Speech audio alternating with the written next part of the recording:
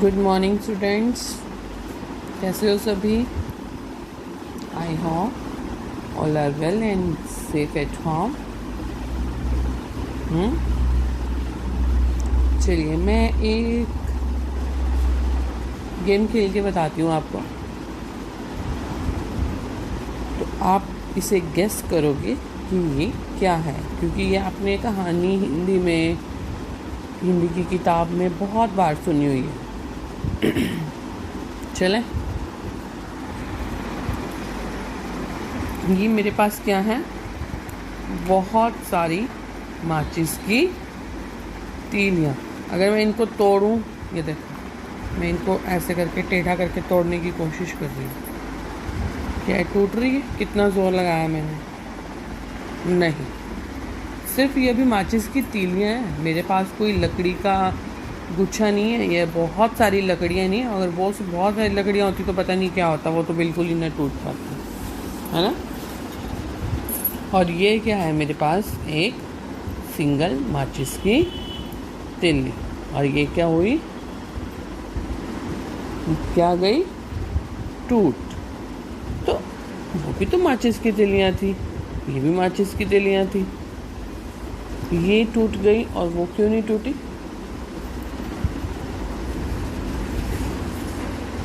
क्यों? क्योंकि वह बहुत सारी थी।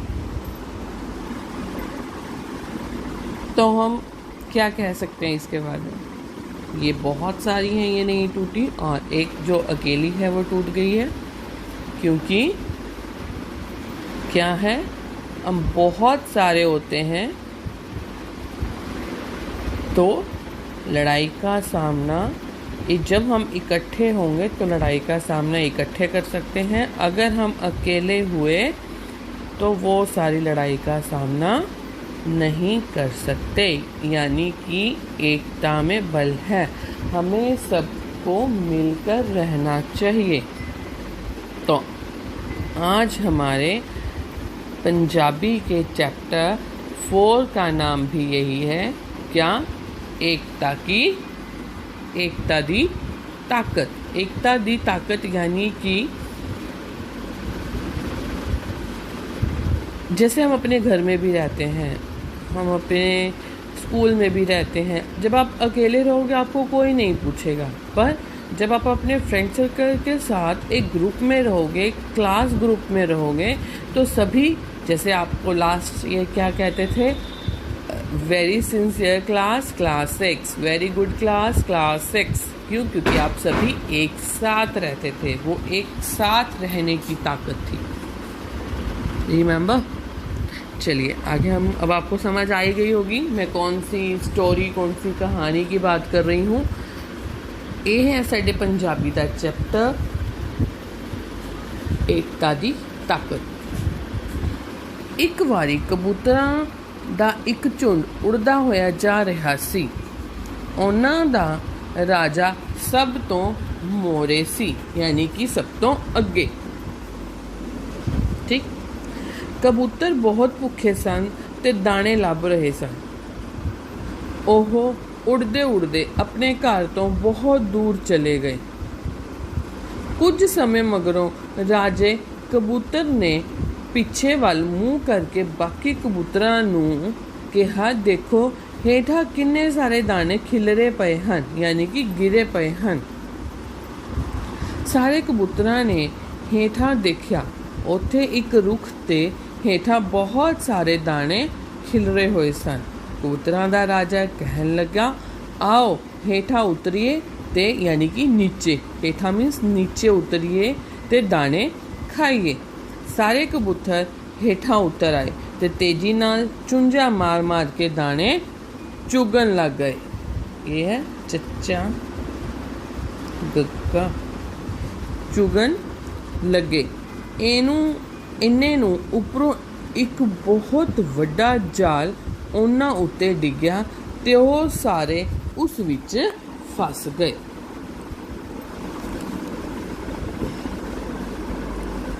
ਉਹ ਬਾਹਰ ਨਿਕਲਣ ਲਈ ਫੜਫੜਾਹਣ ਲੱਗੇ, ਪਰ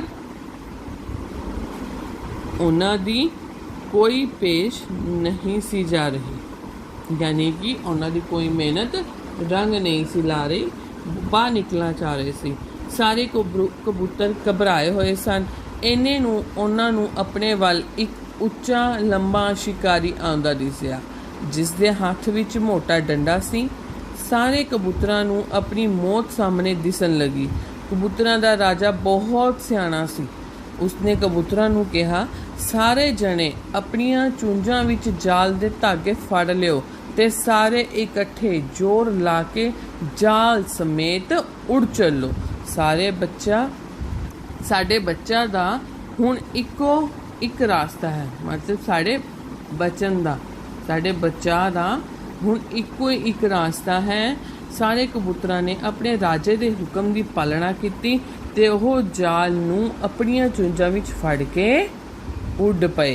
शिकारी ने जदों कबूतरां नूं जाल समेत उड़दियां देखिया तो वह हैरान हो गया। ओह उन्हां दे पिछे दौड़िया, पर कबूतर तेजी नाल उड़दे होए जल्दी ही उस दियां अखां तो ओले हो गए ते शिकारी हथ मलदा रह गया। राजा कबूतरां नूं जाल समेत अपने एक मित्र चूहे कोल लै गया। चूहे ने अपने तिखे दंदां नाल जाल नूं कट दिता ते सारे कबूतर आज़ाद हो गए। सच है, एकता विच बड़ी ताकत है। जिवें आपां अपने घर दे विच भी इकट्ठे रहने आ ਤਾਂ ਸਭ ਕਹਿੰਦੇ ਨੇ ਉਹਨਾਂ ਦੀ ਫੈਮਿਲੀ ਬਹੁਤ ਅੱਛੀ ਹੈ, ਉਹਨਾਂ ਦੀ ਫੈਮਿਲੀ ਬਹੁਤ ਅੱਛੀ ਹੈ। ਜੇ ਤੁਸੀਂ ਆਪਣੇ ਘਰ ਤੋਂ ਅਲੱਗ ਰਹੋਗੇ, ਪਤਾ ਨਹੀਂ ਕਿ ਇਹ ਮੁੰਡਾ ਆਪਣੇ ਘਰ ਤੋਂ ਕਿਉਂ ਅਲੱਗ ਰਹਿੰਦਾ ਹੈ, ਇਹ ਕੁੜੀ ਆਪਣੇ ਘਰ ਤੋਂ ਕਿਉਂ ਅਲੱਗ ਰਹਿੰਦੀ ਹੈ। ਜਦ ਵੀ ਇਹਨਾਂ ਦੇ ਘਰ ਜਾਓ ਇਹ ਅਲੱਗ-ਅਲੱਗ ਹੀ ਦਿਖਦੇ ਹੈ, ਨਹੀਂ ਨਾ। ਪਰ ਜਦੋਂ ਅਸੀਂ ਸਾਰੇ ਇਕੱਠੇ ਬੈਠੇ ਗੱਲਾਂ ਮਾਰ ਰਹੇ ਹੁੰਦੇ ਆ ਜਾਂ ਖਾਣਾ ਖਾ ਰਹੇ ਹੁੰਦੇ ਤਾਂ ਕਹਿੰਦੇ ਇਹਨਾਂ ਦੀ ਫੈਮਿਲੀ ਬਹੁਤ ਅੱਛੀ ਹੈ, ਹਮੇਸ਼ਾ ਇਕੱਠੀ ਰਹਿੰਦੀ ਹੈ। ਤਾਂ ਸਾਨੂੰ ਹਮੇਸ਼ਾ ਇਕੱਠੇ ਹੀ ਰਹਿਣਾ ਚਾਹੀਦਾ ਹੈ, ਕਿਉਂਕਿ ਇਕੱਠੇ ਵਿੱਚ ਸਾਡੀ ਹੀ ਘਰ ਦੀ ਆਪਣੀ, ਕਲਾਸ ਦੀ ਆਪਣੀ, ਗਰੁੱਪ ਦੀ ਆਪਣੀ ਤਾਕਤ ਹੈ। ਠੀਕ ਹੈ, ਇਸ ਤੋਂ ਬਾਅਦ ਅਸੀਂ ਕਰਾਂਗੇ ਔਖੇ ਸ਼ਬਦ, ਵਾਕ ਬਣਾਓ ਅਤੇ ਪ੍ਰਸ਼ਨ ਉੱਤਰ। Thank you.